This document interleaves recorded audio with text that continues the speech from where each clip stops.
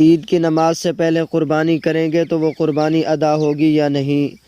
حضرت براء بن عازب رضی اللہ تعالی عنہ فرماتے ہیں کہ قربانی کے دن اللہ کے نبی صلی اللہ علیہ وسلم نے ہمارے سامنے بیان کیا۔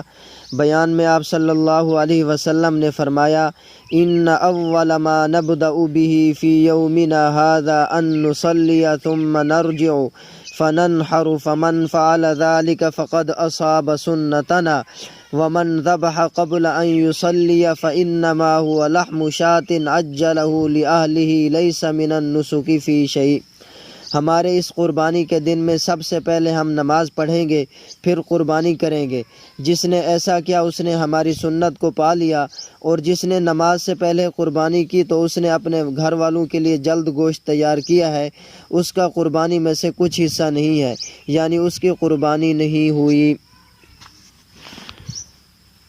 مسئلہ یہ ہے کہ قربانی کا وقت کیا ہے؟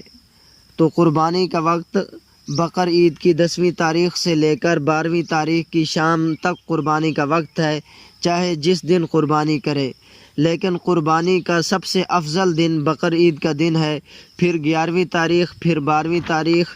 بقر عید کی نماز ہونے سے پہلے قربانی کرنا درست نہیں ہے، جب نماز عید پڑھ چکیں تب قربانی کریں۔ البتہ اگر کوئی دیہات میں یا گاؤں میں رہتا ہو جہاں عید کی نماز نہیں ہوتی، وہاں صبح صادق کے بعد قربانی کر دینا درست ہے۔